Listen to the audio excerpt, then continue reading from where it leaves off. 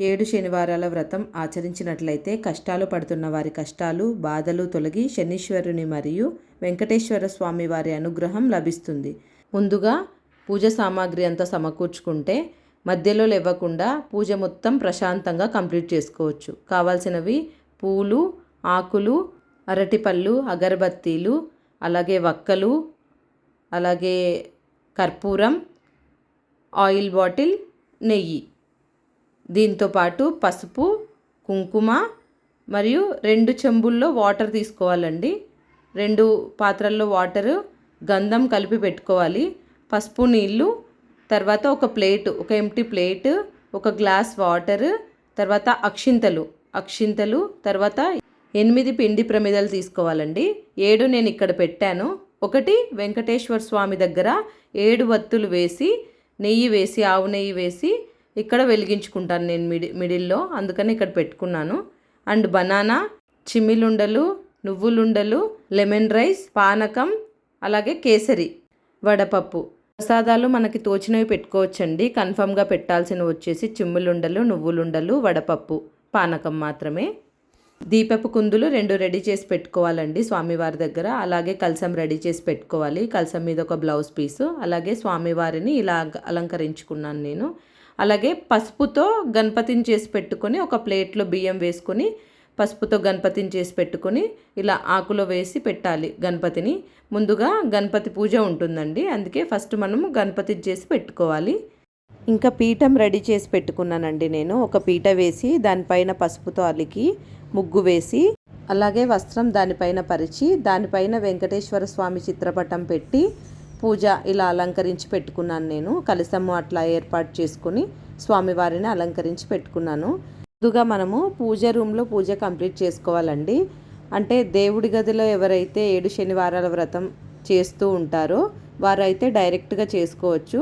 మనం సపరేట్గా పీఠం వేసి చేస్తాం కాబట్టి మనం డైలీ చేసుకునే పూజ రూమ్ ఉంటుంది కదండి, వాటిలో చిత్రపటాలన్నింటినీ, స్వామివారి చిత్రపటాలన్నింటినీ అలంకరించుకొని 2 ప్రమిదలు పెట్టి అక్కడ దీపం వెలిగించి తాంబూలం కూడా సమర్పించి మనం పూజ కంప్లీట్ చేసుకున్న తర్వాతే 7 శనివారాల వ్రతం అనేది స్టార్ట్ చేయాలండి.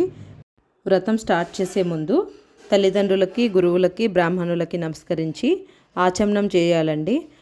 తర్వాత ప్రాణాయామం చేసి అక్షింతలు వాసన చూసి వెనక్కి వేసుకోవాలి. తర్వాత దీపారాధన చేసి ఆ దీపానికి గంధం పెట్టి, బొట్టు పెట్టి, అక్షింతలు వేసి, కొన్ని ఫ్లవర్స్ పెట్టి నమస్కారం చేసుకోవాలి.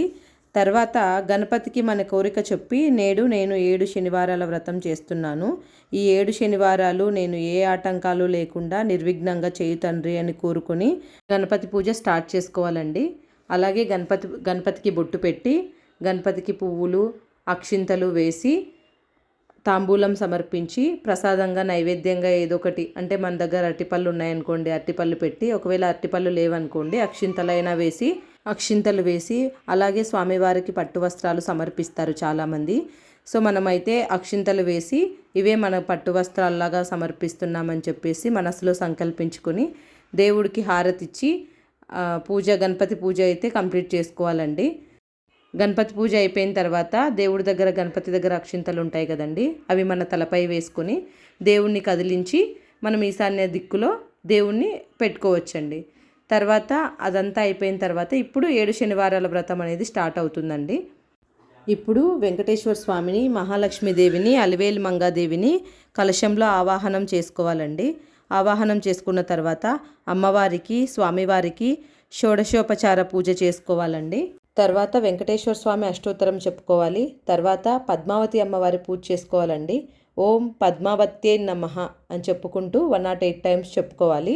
తర్వాత ఒక తమలపాకు తీసుకొని కలశం ముందు పెట్టుకొని లక్ష్మీదేవికి, అలాగే అలివేలు మంగాదేవికి, అలాగే పద్మావతి దేవికి పాదాల దగ్గర కుంకుమ సమర్పిస్తున్నట్టుగా భావిస్తూ లక్ష్మీ అష్టోత్తరం వస్తే చెప్పుకోవచ్చు, లేదంటే మహాలక్ష్మీ నమః అని 108 టైమ్స్ చెప్పుకుంటూ కుంకుమార్చన చేసుకోవాలండి.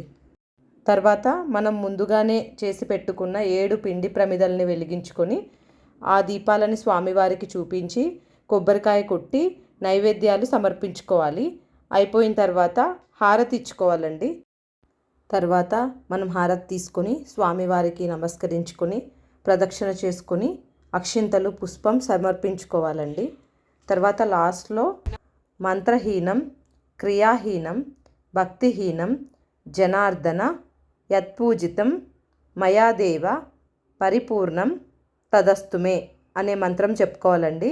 ఇప్పుడు మనం చెప్పుకున్న మంత్రం వచ్చేసి మనం చూపించే భక్తిలో కానీ లేదంటే మనం చేసిన పూజలో కానీ ఏదైనా మిస్టేక్స్ ఉంటే అంటే తప్పులు ఉంటే క్షమించి సంపూర్ణ ఫలితం ఇవ్వమని చెప్పేసి దేవుణ్ణి కోరుకుంటున్నట్టండి. సో ఇది లాస్ట్లో ఈ మంత్రం చెప్పుకొని మనం పూజ కంప్లీట్ చేసుకోవచ్చండి. ఇది మార్నింగ్ పూజ చేసుకొని ఈవినింగ్ కుదరదు అనుకునే వాళ్ళు 7 ప్రమిదలు కూడా మార్నింగే వెలిగించుకోవచ్చండి. లేదంటే లేదు అని అనుకుంటే ఇప్పుడు మనం ఈ మంత్రం చెప్పుకున్న తర్వాత ఇంకా బంద్ చేసేసి మనం ఈవినింగ్ మళ్ళీ కావాలంటే దీపాలు వెలిగించుకొని దేవుడికి నైవేద్యంగా చక్కెర లడ్డూలు సమర్పించుకోవాలి. అలాగే నువ్వులుండలు, చిమ్మిలుండలు కూడా సమర్పించుకొని దేవుడికి దండం పెట్టుకుంటే వ్రతం ఇంతటితో సమాప్తండి, అంటే అయిపోయినట్టే. స్వామివారికి 7 అనేది ప్రీతికరమైందండి. కాబట్టి మనం 7 రకాల నైవేద్యాలు అంటే 7 చిమ్ములుండలు, 7 నువ్వులుండలు ప్రసాదంగా పెట్టుకుంటే మంచిదండి. తర్వాత లాస్ట్లో మనం ఒకరికి తాంబూలం ఇచ్చి వారికి ఒక పూట మన ఇంటిలో భోజనం ఏర్పాటు చేసి తాంబూలం ఇచ్చి పంపించాలి. లేదు అంటే మనుషులు దొరకలేదు అంటే బ్రాహ్మణులకు బియ్యం పప్పులు కూడా దానంగా ఇవ్వచ్చు. లేదు అని అంటే ఒక పూట వాళ్ళకి ఎంతైతే ఖర్చు అవుతుందో అంత వాళ్ళకి బ్రాహ్మణులకి మనం ఫోన్పే కూడా చేయొచ్చండి.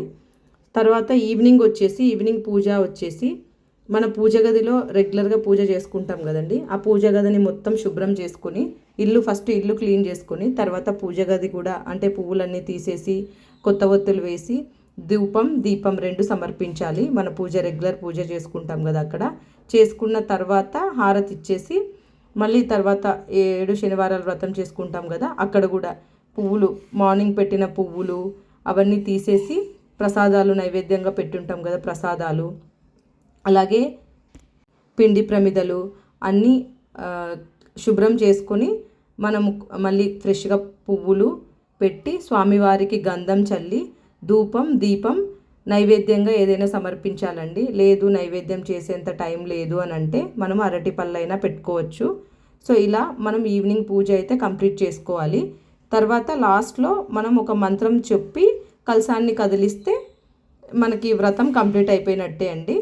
సో మంత్రం చెప్తూ మనం కలశాన్ని కదిలించుకుంటూ అక్షింతలు వేస్తూ కదిలించాలండి. సో ఇంతటితో వ్రతం అయితే కంప్లీట్ అయినట్టే. మార్నింగ్ వచ్చేసి పూజ మనం కావాలంటే మళ్ళీ దేవుడి దగ్గర దీపం పెట్టుకోవచ్చు. లేదు అని అంటే యథాస్థానంలో మళ్ళీ దేవునికి ఎక్కడైతే మనం ముందు పెట్టుకొని పూజ చేసుకుంటుంటామో అక్కడ చిత్రపటం పెట్టుకొని మనం ముందుగా పెట్టిన బియ్యం అంటే కలసం ఉంటుంది కదా, కలసం అలాగే పెట్టుకోవచ్చు. బ్లౌజ్ పీస్ 1 వీక్ అదే అయినా వాడుకోవచ్చు. లేదు మీ స్తోమతకు తగ్గట్టు కొత్తదైనా వాడుకోవచ్చు అండి. సో పువ్వులు పళ్ళు మాత్రమే మనము బెల్లము నైవేద్యాలు ఇవి మాత్రమే మనకి కొత్తగా ఉంటాయి. మిగిలిన బ్లౌజ్ పీసులు 2 అయితే నేనైతే అలాగే వాడుతున్నాను. తర్వాత మనం ఇంకా తులసిమాల అనేది దేవుడికి ప్రీతికరమైందండి. తులసిమాల అయితే ఖచ్చితంగా వేయండి.